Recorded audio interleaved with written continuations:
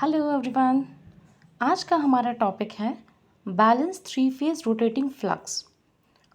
हम generally machines में rotating flux का बात करते हैं, तो आइए देखते हैं कि रोटेटिंग फ्लक्स डेवलप कैसे होता है।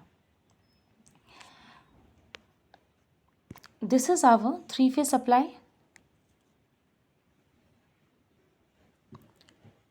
Phase A, phase B and phase C, ये हमारा बैलेंस्ड थ्री फेज है। Phase A, B and C. Balance phase कहने का मतलब है all the three phases will have same magnitude and all the three phases will be 120 degree phase apart। तो जब ये बैलेंस थ्री फेज हम लोग अपने स्टेटर में देते हैं, अगर हम कंडीशन पॉइंट ए का बात करें, पॉइंट ए में क्या देख रहे हैं कि फेज ए का मैक्सिमम वैल्यू अटेन किया गया है। Let us assume that maximum value of flux in the phase A is denoted by phi m, that is the maximum value of phase flux value of any phase. Then simultaneously at point A, the phase B and phase C are having the magnitude of minus phi m by 2. Now phase A having the flux phi m, phase B and phase C having the flux value of minus phi m by 2. अगर हम इसका resultant देखें कि phase A C, phase A में हमारा flux है phi m, phase B and C which are 120 degree phase apart are having the value of minus phi m by 2.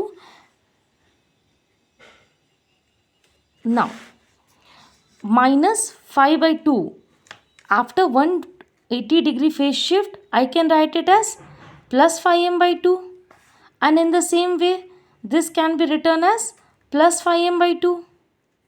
Now taking the resultant of phi m of phase A, phi m by 2 and phi m by 2, the resultant magnitude that we are getting is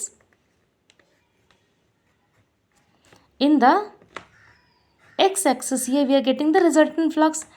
This value of resultant flux is equal to phi r is equal to phi m by 2 cos 60, because in phase A and phase C I was having the phase difference of 120 degrees. अब इसको जब 180 degree इसको यहाँ shift किए तो बचा भी दोनों के बीच का angle 60 degrees. Now this phi m by 2 having the angle 60, when it is being drawn over the horizontal axis, I can write it as phi m by 2 cos 60.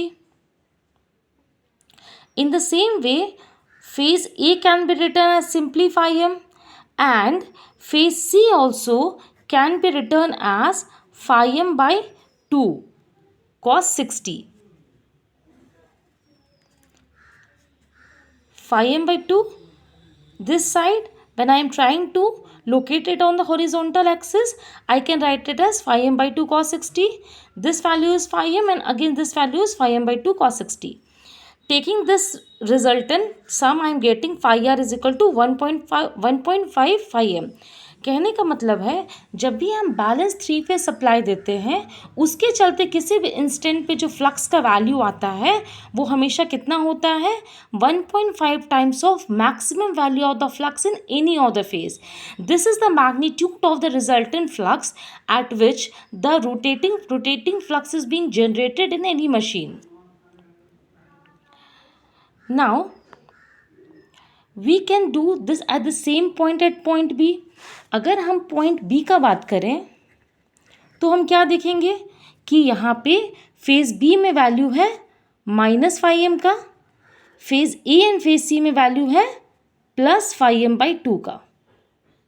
ठीक है, यानी कि मेरे पास these three phases I am having. In the phase B, I am having the value of minus phi m.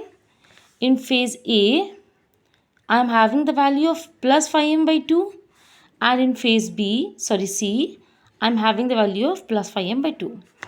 Now, ये minus phi m इधर था, तो इसको 180 डिग्री का अगर हम शिफ्ट देंगे तो फेज B को क्या हम ऐसे लिख सकते हैं, प्लस phi m. अब अगर रिजल्टेंट डायरेक्शन हम देखें तो we are getting the resultant flux this side.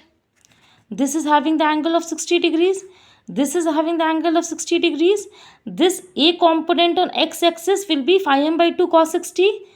B का component का value है phi m और C component का value भी x axis पे हो जाएगा phi m by 2 cos 60. जब तीनों को हम add करेंगे, in the same way I am going to get the resultant value as 1.5 into phi m. Okay, this is how the rotating flux will be generated.